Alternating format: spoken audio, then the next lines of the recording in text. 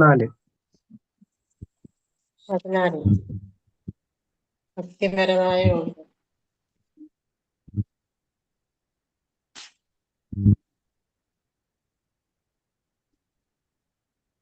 ഇന്നുണ്ട് ഭക്തി.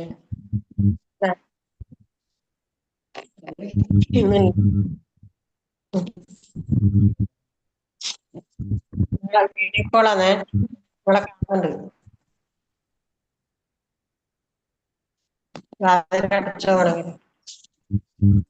ഹരേ കൃഷ്ണ. ഓം നമോ ഭഗവതേ വാസുദേവായ. ഓം നമോ ഭഗവതേ വാസുദേവായ. ഓം നമോ ഭഗവതേ വാസുദേവായ. ഓം അജ്ഞാനതിമിരാന്ധസ്യ ജ്ഞാനാഞ്ജനശലാകയ ചക്ഷുരുന്മീലിതം യേന തസ്മൈ ശ്രീ ഗുരവേ നമഃ. നമോ വിഷ്ണുപാദായ കൃഷ്ണപ്രേഷ്ഠായ ഭൂതലേ ശ്രീമതേ ഭക്തിവേദാന്ത സ്വാമിനിധി നാമിനേ. നമസ്തേ സാരസ്വതേ ദേവേ ഗൗരവാണി പ്രചാരിണേ നിർവിശേഷ ശൂന്യവാദി പാശ്ചാത്യദേശതാരിണേ. जय श्री कृष्ण चैतन्य प्रभु नित्यानंद श्री अद्वैत गदाधर श्रीवासादि गौर भक्त वृंद. हरे कृष्ण कृष्ण कृष्ण हरे हरे, हरे राम राम राम हरे हरे. ഹരേ കൃഷ്ണ. ശ്രീ ശ്രീ രാധാ ഗോവിന്ദ് ടെമ്പിൾ ഇസ്കോൺ മാംഗ്ലൂരിന്റെ ഭഗവത്ഗീത ക്ലാസ്സിലേക്ക് എല്ലാവർക്കും സ്വാഗതം. ഹരേ കൃഷ്ണ. എല്ലാവർക്കും പ്രണാമം. നമ്മൾ ഇന്ന് അധ്യായം 4 അതീന്ദ്രിയ ജ്ഞാനം, 4ാമത്തെ അധ്യായത്തിലേക്ക് കടക്കാണ്. 4ാമത്തെ അധ്യായം അതീന്ദ്രിയ ജ്ഞാനം. ഭഗവാനെ കുറിച്ച്. അതീന്ദ്രിയ എന്ന് വെച്ചാൽ എന്താണ്? നമ്മുടെ ഇന്ദ്രിയത്തിന് അപ്പുറത്തുള്ള കാര്യങ്ങൾ അല്ലെ. അതായത് ഭഗവാനെ കുറിച്ചുള്ള കാര്യങ്ങളാണ് ഭഗവാൻ ഈ അധ്യായത്തിൽ നമുക്ക് പറഞ്ഞു തരുന്നത്. അപ്പൊ നമ്മൾ ഇന്നലെ കർമ്മയോഗം കണ്ടു. കർമ്മയോഗത്തില് കർമ്മം ചെയ്യണം എന്നുള്ളത് ഭഗവാൻ പറഞ്ഞു. എങ്ങനെയാണ് ചെയ്യണം പറഞ്ഞത്? ആരും സ്വന്തം ചുമതലകള് ഉപേക്ഷിക്കല്ല വേണ്ടത്. എന്ത് ചെയ്യണം? കൃഷ്ണാവബോധം വളർത്തിയെടുത്ത് ഭഗവാന് വേണ്ടി പ്രവർത്തിക്കാനായിട്ട് ചെയ്യാം. അങ്ങനെയാണെങ്കിൽ നമുക്ക് എന്ത് സാധിക്കും? നമുക്ക് ഈ ഭൗതിക ലോകത്തിൽ നിന്ന് മുക്തി നേടാനായിട്ട് സാധിക്കും. ഭൗതികമായിട്ടുള്ള ബന്ധനങ്ങൾ നമ്മളെ ബാധിക്കുണ്ടാവില്ല എന്നുള്ളതാണ്. കർമ്മത്തിന്റെ ഫലം നമുക്ക് ഉണ്ടാവില്ല എന്നുള്ളതാണ് നമ്മൾ കണ്ടത്. ഈ 4ാമത്തെ അധ്യായം അതീന്ദ്രിയ ജ്ഞാനം.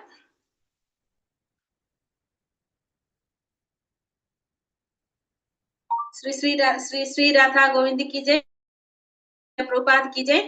ओम नमो भगवते वासुदेवाय. अध्याय 4.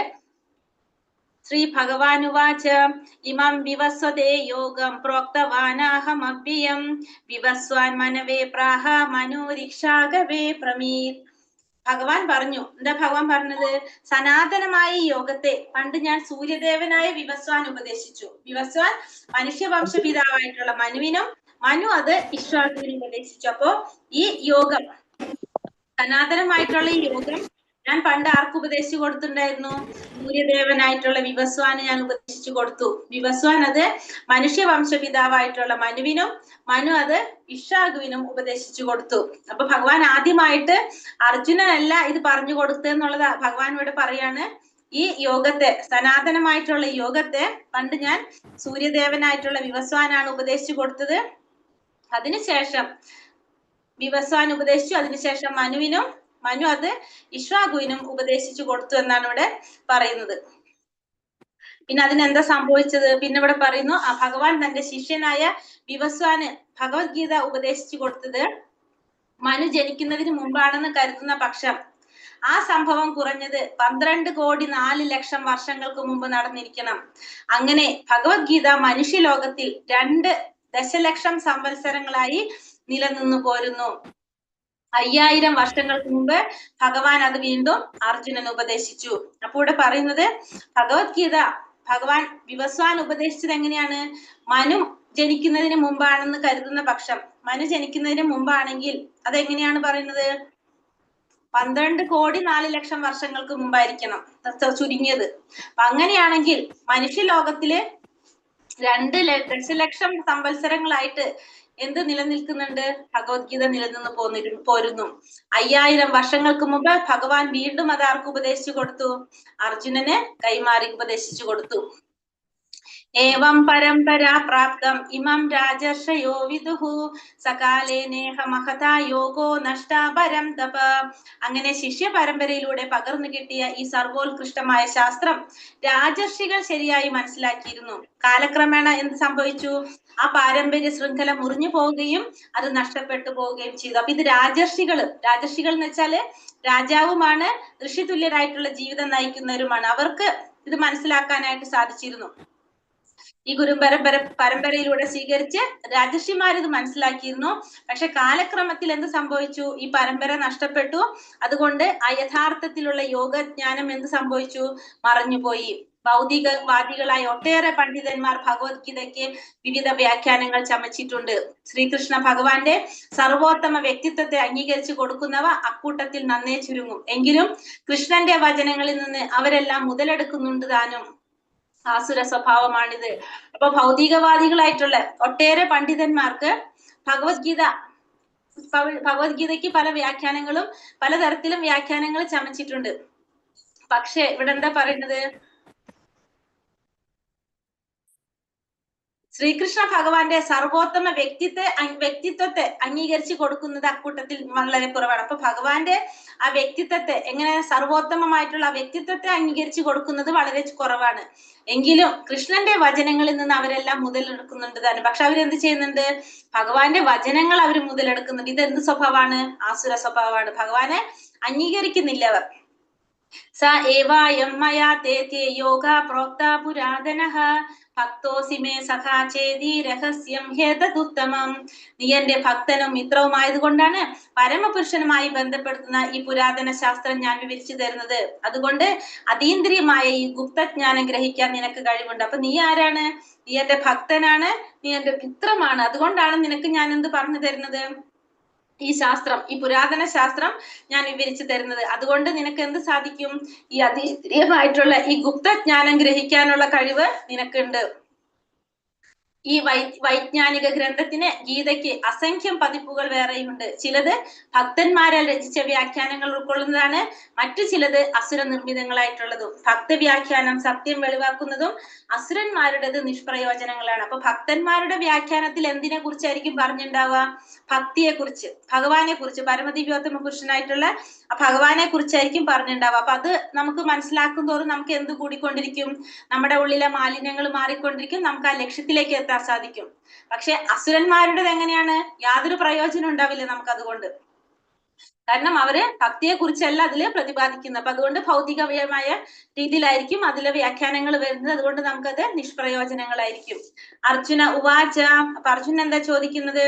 അപരം ഭവതോ ജന്മ പരം ജന്മാ വിവസ്വതഃ കഥമേതദ്വിജാനീയാം ത്വമാദൗ പ്രോക്തവാനിതി. അർജുനൻ പറഞ്ഞു, വിവസ്വാൻ എന്ന സൂര്യദേവൻ അങ്ങയേക്കാൾ വളരെ മുമ്പ് ജനിച്ചെന്നിരിക്കെ അങ്ങ് അദ്ദേഹത്തിന് ഉപദേശം നൽകിയെന്ന് പറയുന്നത് ഞാൻ എങ്ങനെ മനസ്സിലാക്കും? അപ്പൊ അർജുനൻ ചോദിക്കുന്നത് എന്താണ്? വിവസ്വാൻ എന്ന സൂര്യദേവൻ അപ്പൊ അങ്ങേക്കാൾ, അപ്പൊ സൂര്യദേവൻ നമുക്കറിയാലോ, ഇപ്പൊ സൂര്യദേവൻ എന്ന് പറഞ്ഞ ഒരു പൊസിഷൻ ആണെന്നും വിവസ്വാനാണ് അപ്പോഴത്തെ സൂര്യദേവൻ എന്നും. അപ്പൊ സൂര്യദേവൻ അങ്ങയേക്കാൾ വളരെ മുമ്പ് ജനിച്ചെന്നിരിക്കെ ഞാൻ എങ്ങനെയാണ് മനസ്സിലാക്കുക അങ്ങ് അദ്ദേഹത്തിന് ഉപദേശം നൽകിയെന്ന് പറയുന്നത് എനിക്ക് എങ്ങനെ മനസ്സിലാക്കാൻ സാധിക്കുമെന്നാണ് അർജുനൻ ഭഗവാനോട് ചോദിക്കുന്നത്. കൃഷ്ണന്റെ പരമാധികാരം ഏവരും അംഗീകരിക്കുന്നതാകിയാൽ അദ്ദേഹം തന്നെ അത് സ്വയം വെളിവാക്കണം എന്നായിരുന്നു അർജുനന്റെ ഉദ്ദേശം. തങ്ങൾക്കും അനുയായികൾക്കും മാത്രം ഗ്രഹിക്കാവുന്ന വിധത്തിൽ കൃഷ്ണനെ വികലമാക്കി കാട്ടാനുള്ള അസുരന്മാരുടെ ശ്രമം ഫലിച്ചുകൂടാ. അപ്പൊ ഇങ്ങനെ ഒരു ചോദ്യം അർജുനൻ ചോദിച്ചത് ഭഗവാന്റെ സർവ അതിശയത്വം, അതായത് ഭഗവാന്റെ ആ സർവാധികാരം, പരമാധികാരം എല്ലാവർക്കും മനസ്സിലാക്കാൻ വേണ്ടിയിട്ട്, അത് ഭഗവാനെ കൊണ്ട് പറയിപ്പിക്കാനായിരുന്നു. ഇപ്പൊ നമുക്കറിയാം ഇപ്പോഴത്തെ സിറ്റുവേഷനിൽ അർജുനനും ഭഗവാനും തമ്മിലുള്ള ബന്ധം എന്താണ്? ഗുരുവും ശിഷ്യനാണ്. അപ്പൊ ഒരു ശിഷ്യൻ എന്ന് പറഞ്ഞാല് ഗുരു പറയുന്നത് അതേപടി വിശ്വസിക്കുന്നവനായിരിക്കും. ശിഷ്യൻ. അപ്പൊ എന്നിട്ടും ഭഗവാന്റെ അടുത്ത് അർജുനൻ ഇങ്ങനെ ഒരു ചോദ്യം ചോദിച്ചത് എന്തിനു വേണ്ടിയിട്ടാണ്? കൃഷ്ണന്റെ പരമാധികാരം അത് ഭഗവാനെ കൊണ്ട് തന്നെ പറയിപ്പിക്കാൻ വേണ്ടിയിട്ട്. കാരണം അർജുനൻ അത് ചെയ്യുന്നതിനാണ് ആധികാരികമായിട്ട് കൃഷ്ണനെ കൊണ്ട് തന്നെ പറയിപ്പിക്കാൻ വേണ്ടിയിട്ടാണ് ഇങ്ങനെ ഒരു ചോദ്യം ആര് ചോദിക്കുന്നത്? അർജുനൻ ചോദിക്കുന്നത്. കാരണം തങ്ങൾക്കും അനുയായികൾക്കും മാത്രം ഗ്രഹിക്കാവുന്ന വിധത്തിൽ കൃഷ്ണനെ വികലമാക്കി കാട്ടാനുള്ള അസുരന്മാരുടെ ശ്രമം അവിടെ എന്ത് പാടില്ല? ഫലിക്കാൻ പാടില്ല എന്നായിരുന്നു ആരുടെ ആശയം? അർജുനന്റെ ചിന്താഗതി. ശ്രീ ഭഗവാനുവാച. അപ്പൊ ഭഗവാൻ എന്താ പറഞ്ഞത്? ബഹൂനി മേ വ്യതീതാനി ജന്മാനി തവ ചാർജുന താന്യഹം വേദ സർവാണി നത്വം വേദ പരം തപ. ശ്രീ ഭഗവാൻ പറഞ്ഞു, ശത്രുക്കളെ കീഴടക്കുന്നവനെ, എനിക്കും നിനക്കും എണ്ണമറ്റ ജന്മങ്ങൾ കഴിഞ്ഞു പോയിരിക്കുന്നു. എനിക്കതെല്ലാം ഓർമ്മിക്കാൻ കഴിയും, നിനക്കത് സാധ്യമല്ല. അപ്പൊ എനിക്കും നിനക്കും എണ്ണമറ്റ ജന്മങ്ങൾ കഴിഞ്ഞു പോയിട്ടുണ്ട്. പക്ഷെ എന്താണ്? എനിക്കതെല്ലാം ഓർമ്മിക്കാൻ സാധിക്കുന്നുണ്ട്, നിനക്കതിന് സാധിക്കുന്നില്ല. അപ്പൊ എല്ലാവർക്കും കുറെ ജന്മങ്ങൾ കഴിഞ്ഞു പോയി, പക്ഷെ നിനക്കതൊന്നും ഓർക്കാൻ സാധിക്കുന്നില്ല, എനിക്കതെല്ലാം ഓർക്കാനായിട്ട് സാധിക്കും. അപ്പൊ രണ്ടുപേർക്കും അനേകം ജന്മങ്ങൾ കഴിഞ്ഞവരാണ് രണ്ടുപേരും. കൃഷ്ണൻ അതൊക്കെ ഓർക്കാൻ സാധിക്കുന്നുണ്ട്, അർജുനൻ അതൊന്നും ഓർക്കാനായിട്ട് സാധിക്കുന്നില്ല. കാരണം ഭഗവാൻ ആരാണ്? ഭഗവാൻ സർവജ്ഞത, ഭഗവാന്റെ സർവജ്ഞതയാണ് നമുക്ക് മനസ്സിലാക്കാൻ സാധിക്കുന്നത്. കാരണം ഭഗവാൻ എല്ലാം അറിയുന്നവനാണ്. കാരണം എന്തുകൊണ്ടാണത്? ഭക്തനാണെങ്കിലും ചിലപ്പോൾ അർജുനൻ കൃഷ്ണന്റെ യഥാർത്ഥ സ്വഭാവം വിസ്മരിച്ചു പോകുന്നു. പക്ഷെ ഒരു ഭക്തന് ദൈവാനുഗ്രഹത്താൽ ഭഗവാന്റെ അച്യുത ഭാവം ക്ഷേണേന ഗ്രാഹ്യമാകും. അഭക്തനോ അസുരനോ ആതീന്ദ്രിയ ഭാവം മനസ്സിലാക്കില്ല. അപ്പൊ അർജുനൻ ഭഗവാന്റെ ഭക്തനാണെങ്കിലും ചിലപ്പോ കൃഷ്ണന്റെ ആ യഥാർത്ഥ സ്വഭാവം അർജുനൻ അവിടെ വിസ്മരിച്ചു പോകാണ്. ഭഗവാന്റെ അനുഗ്രഹം കൊണ്ട് എന്ത് സാധിക്കും? ഒരു ഭക്തന് ഭഗവാന്റെ ആ അച്യുത ഭാവം പതുക്കെ മനസ്സിലാക്കാനായിട്ട് സാധിക്കും. പക്ഷെ ഭക്തനല്ലാത്തവർക്കോ അസുരനോ അത് സാധിക്കില്ല. അപ്പൊ ഇവിടെ നമുക്ക് മനസ്സിലാക്കാൻ സാധിക്കുന്ന എന്താണ്? കാരണം നമ്മുടെ ജീവാത്മാക്കള് ശരീരം മാറുന്നതോട് കൂടി ജീവാത്മാവിനെ മുൻജന്മത്തിലെ സ്മരണകളെല്ലാം നഷ്ടപ്പെട്ടു പോകും. അപ്പൊ അതുകൊണ്ട് എന്താ മനസ്സിലാക്കാൻ സാധിക്കുന്നില്ല? കഴിഞ്ഞ ജന്മത്തിലും പൂർവ്വജന്മങ്ങളിൽ ആരുണ്ടായിരുന്നു? അർജുനൻ ഉണ്ടായിരുന്നു, ഭഗവാൻ ഉണ്ടായിരുന്നു, എല്ലാവരും ഉണ്ടായിരുന്നു. ഈ പറഞ്ഞ എല്ലാ രാജാക്കന്മാരും എല്ലാവരും ഉണ്ടായിരുന്നു. പക്ഷെ അവരൊക്കെ ഏതോ രൂപത്തിൽ ഏതോ പേരിലാണ് ഉണ്ടായിരുന്നത്. ഇതൊന്നും ആർക്കും മനസ്സിലാക്കാൻ സാധിക്കുന്നില്ല. ശരീരം മാറുന്നതോട് കൂടി ജീവാത്മാക്കൾക്ക് മനസ്സിലാക്കാൻ സാധിക്കില്ല. പക്ഷെ ഭഗവാന്റെ എങ്ങനെയാണ്? ഭഗവാന്റെ ശരീരം ഒരിക്കലും മാറുന്നില്ല. ഭഗവാൻ സച്ചിദാനന്ദനാണ്. സച്ചിദാനന്ദ രൂപം ഒരിക്കലും മാറാത്തത് കൊണ്ട് അദ്ദേഹത്തിനെല്ലാം സ്മരിക്കാനായിട്ട് സാധിക്കും. അജോപി സന്നിവ്യായാത്മാ ഭൂതാനാമീശ്വരോപി സൻ പ്രകൃതിം സോമതിഷ്ഠായ സംഭവാമ്യാത്മമായയ. എനിക്ക് പിറവിയില്ല, എന്റെ അതീന്ദ്രിയമായ ശരീരത്തിന് നാശം നേരിടുകയില്ല, എല്ലാ ജീവജാലങ്ങൾക്കും അധിപതിയാണ് ഞാൻ എന്നിരിക്കലും യുഗം തോറും എങ്ങനെയാണ്? എന്റെ ആദിമവും അതീന്ദ്രിയമായ രൂപത്തിൽ ഞാൻ അവതരിക്കുന്നു. അപ്പൊ ഭഗവാനോട് പറയാണ്, എനിക്ക് പിറവിയില്ല, എന്റെ അതീന്ദ്രിയമായ ശരീരത്തിന് നാശം നേരിടുന്നില്ല, പക്ഷെ എന്നാലും ഞാൻ എന്ത് ചെയ്യാണ്? ഞാൻ ഓരോ യുഗത്തിലും ഞാൻ അവതരിച്ചു കൊണ്ടേയിരിക്കുന്നു. ആദിമവും അതീന്ദ്രിയമായ രൂപത്തിൽ ഞാൻ അവതരിച്ചു കൊണ്ടേയിരിക്കുന്നു എന്നുള്ളത് ഭഗവാൻ പറയാണ്. അപ്പൊ എല്ലാ ജീവജാലങ്ങളുടെയും ഈശ്വരനാണ് ഭഗവാൻ. ഭഗവാന്റെ ദിവ്യമായ ശക്തി കൊണ്ട് ഭഗവാൻ എന്ത് ചെയ്യാണ്? ഭഗവാന്റെ ആത്മമായയില് ഭഗവാൻ ഇങ്ങനെ അവതരിച്ചു കൊണ്ടേയിരിക്കുന്നു എന്നുള്ളത് ഇച്ഛാനുസരണം, ഭഗവാന്റെ ഇച്ഛയ്ക്ക് അനുസരിച്ച് ഭഗവാൻ അവതരിക്കുന്നു എന്ന് പറയാണ്. സൂര്യൻ ഉദിക്കുകയും നമ്മുടെ കൺമുന്നിലൂടെ നീങ്ങി ഒടുവിൽ അസ്തമിക്കുകയും ചെയ്യുന്നത് പോലെയാണ് ഭഗവാന്റെ ആവിർഭാവ തിരോഭാവങ്ങൾ. സൂര്യൻ ഉദിക്കുന്നു, നമ്മുടെ കൺമുന്നിലൂടെ നീങ്ങിട്ട് അതെന്ത് ചെയ്യുന്നു? ഒടുവിൽ അസ്തമിക്കുകയും ചെയ്യുന്നു. അതുപോലെയാണ് എന്ത്? ഭഗവാന്റെ ആവിർഭാവവും തിരോഭാവം. സൂര്യൻ നമ്മുടെ ദൃഷ്ടിയിൽ നിന്നും മറയുമ്പോൾ സൂര്യൻ അസ്തമിച്ചു എന്ന് നമ്മൾ പറയും. പക്ഷെ നമ്മുടെ കണ്ണിന്റെ മുന്നിൽ നിന്ന് മാത്രമേ ആര് മറയുന്നുള്ളൂ? സൂര്യൻ മറയുന്നുള്ളൂ. അതിന്റെ അർത്ഥം സൂര്യൻ അവിടെ ഇല്ല എന്നല്ല. കൺമുന്നിൽ നിൽക്കുമ്പോൾ ചക്രവാളത്തിൽ ഉണ്ടെന്നും നമുക്ക് തോന്നുന്നു. വാസ്തവത്തിൽ സൂര്യൻ സ്വസ്ഥാനത്ത് തന്നെയാണ്. എപ്പോഴും സൂര്യൻ എവിടെ തന്നെയുണ്ട്? അവിടെ തന്നെയുണ്ട്. അപ്പൊ നമ്മളെ ധാരണ എന്താണ്? നമുക്ക് കാണാൻ സാധിക്കുന്നില്ലെങ്കിൽ സൂര്യൻ അവിടെ ഇല്ല എന്നാണ് നമ്മൾ ചിന്തിക്കുന്നത്. അതേപോലെ തന്നെ ഭഗവാൻ എന്ത് ചെയ്യാണ്? ഭഗവാന്റെ ഇച്ഛയ്ക്ക് അനുസരിച്ച് ഭഗവാൻ അവതരിച്ചു കൊണ്ടേയിരിക്കും. അപ്പൊ ഭഗവാന്റെ അവതാരം ദിവ്യമായിട്ടുള്ളതാണ്. നമുക്ക് എന്ത് സാധിക്കുന്നില്ല? നമുക്ക് മനസ്സിലാക്കാൻ അത് സാധിക്കുന്നില്ല എന്ന് മാത്രം. യഥാ ഹി ധർമ്മസ്യ ക്ലാനിർഭവതി ഭാരത അഭ്യുത്ഥാനമധർമ്മസ്യ തഥാത്മാനം സജാമ്യഹം. ഇനി എപ്പോഴാണ് ഭഗവാൻ അവതരിക്കുന്നത്? ധർമ്മത്തിന് എവിടെയാണോ ധർമാചരണത്തിന് ക്ഷയം നേരിടുന്നത്, എപ്പോഴാണോ അധർമ്മം തഴച്ചു വളരുന്നത്, അപ്പോഴെല്ലാം ഞാൻ അവതരിക്കുന്നു ഹേ ഭാരത. അപ്പൊ പറയുന്നത് ധർമ്മത്തിന്റെ ക്ഷയം സംഭവിക്കുമ്പോ, അധർമ്മത്തിന് വർധനവ് സംഭവിക്കുമ്പോ, അതായത് തഴച്ചു വളരുമ്പോ, അപ്പൊ ഭഗവാൻ ഈ ലോകത്തില് അവതരിക്കും. അപ്പൊ ഭഗവാന്റെ ലക്ഷ്യം ധർമ്മത്തെ സംരക്ഷിക്കുക, അതുപോലെ തന്നെ അധർമ്മത്തെ ഇല്ലാതാക്കുക. ലോകത്തില് നീതിയും സത്യവും പുനഃസ്ഥാപിക്കുക എന്നതാണ് ആരുടെ അവതാരത്തിന്റെ ഉദ്ദേശം? എപ്പോഴും ഭഗവാന്റെ അവതാരത്തിന്റെ ഉദ്ദേശം പറയുന്നത്. സൃജാമി എന്ന പദം ഭഗവാന്റെ സ്വരൂപത്തിലുള്ള ആവിർഭാവത്തെയാണ് സൂചിപ്പിക്കുന്നത്. കൂടെ ധർമ്മശാസ്ത്രങ്ങളിൽ പ്രതിപാദിക്കപ്പെടാത്തതൊന്നും അവതാരമായിട്ട് കരുതാൻ വയ്യ. അപ്പൊ ഭഗവാൻ അവതരിക്കുന്നുണ്ടെങ്കിൽ അതെന്ത് പറഞ്ഞിട്ടുണ്ടാവും? നമ്മുടെ ശാസ്ത്രങ്ങളിൽ പറഞ്ഞിട്ടുണ്ടാവും. ഭഗവാൻ അവതരിക്കുന്നുണ്ടെങ്കിൽ നമ്മുടെ ശാസ്ത്രങ്ങളിൽ പറഞ്ഞിട്ടുണ്ടാവും. അപ്പൊ നമ്മൾ ഭാഗവതം എത്ര നാളായി വന്നിട്ട്? കലിയുഗത്തിന്റെ തുടക്കത്തിലാണ് ഭാഗവതം തുടങ്ങുന്നത്, അല്ലെ? ഭാഗവതം കിട്ടുന്നത്. അപ്പൊ ഈ ഭാഗവതത്തില് ആ സമയത്ത് അതിൽ എഴുതി കണ്ടു നമ്മൾ എന്താണ് ഭഗവാന്റെ അവതാരം, അതായത് ബുദ്ധാവതാരം. അപ്പൊ കലിയുഗം തുടങ്ങിയിട്ടുള്ളൂ. ദ്വാപരയുഗം അവസാനിച്ച് കലിയുഗം തുടങ്ങിയിട്ടുള്ളൂ. ആ സമയത്ത് ആര് വന്നിട്ടില്ല? ബുദ്ധന്റെ അവതാരം വന്നിട്ടില്ല. പക്ഷെ അതിൽ പറയുന്നുണ്ട് ബുദ്ധന്റെ അവതാരം വരുമെന്നാണ് പറയുന്നത്. ഇപ്പൊ കൽക്കിയുടെ അവതാരം വരുമെന്നാണ് പറയുന്നത്. അപ്പൊ ഇതൊന്നും വന്നിട്ടില്ല. അപ്പൊ നമ്മുടെ ശാസ്ത്രങ്ങളിൽ എന്തുണ്ടാവും? ഭഗവാന്റെ അവതാരങ്ങളെ കുറിച്ച് അതില് പറഞ്ഞിട്ടുണ്ടാവും. പിന്നെ അതുപോലെ തന്നെ പറയണത് സിജാമി എന്ന പദം ഇവിടെ ഭഗവാന്റെ സ്വരൂപത്തിലുള്ള ആവിർഭാവത്തെ കുറിച്ചാണ് സൂചിപ്പിക്കുന്നത്. ഇവിടെ സജാമ്യഹം എന്നാണ് പറയുന്നത്. സജാമി എന്ന് വെച്ചാൽ ഭഗവാൻ പ്രത്യക്ഷനാകുന്നു. അപ്പൊ ഭഗവാൻ സ്വരൂപത്തിൽ വരുന്നതിനെ കുറിച്ചാണ് ഇവിടെ പറയുന്നത്. അപ്പൊ ഭഗവാൻ ഒരിക്കലും എന്ത് ചെയ്യുന്നില്ല? ഭക്തന്മാരെ കൈവിടുന്നില്ല. എപ്പോഴാണോ അധർമ്മം തഴച്ചു വളരുന്നത് അപ്പോഴെല്ലാം ഭഗവാൻ അവതരിക്കുന്നു. ലക്ഷ്യം എന്താണ്? ധർമ്മത്തെ പുനഃസ്ഥാപിക്കുക എന്നുള്ളത്. അധർമ്മം വർദ്ധിക്കുമ്പോൾ ഭഗവാൻ അവതരിക്കും. യുഗം തോറും ഭഗവാൻ അവതരിക്കും. എന്തിനാണ് ഭഗവാൻ അവതരിക്കുന്നത്? പരിത്രാണായ സാധൂനാം വിനാശായ ച ദുഷ്കൃതാം ധർമ്മ സംസ്ഥാപനാർത്ഥായ സംഭവാമി യുഗേ യുഗേ. ഭക്തന്മാരെ രക്ഷിക്കാനും ദുഷ്കൃതികളെ നിഗ്രഹിക്കാനും ധർമ്മത്തെ പുനഃസ്ഥാപിക്കാനുമായി യുഗം തോറും ഞാൻ അവതരിച്ചു കൊണ്ടേയിരിക്കുന്നു. അപ്പൊ ഭഗവാൻ പറയുന്നു ഓരോ യുഗത്തിലും ഭഗവാൻ അവതരിക്കുന്നു. ലക്ഷ്യം എന്താണ്?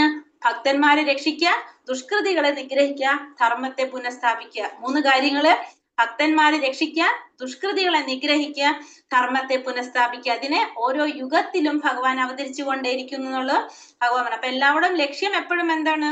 ജനങ്ങളെ ഈശ്വരാവബോധത്തിലേക്ക് നയിക്കുക.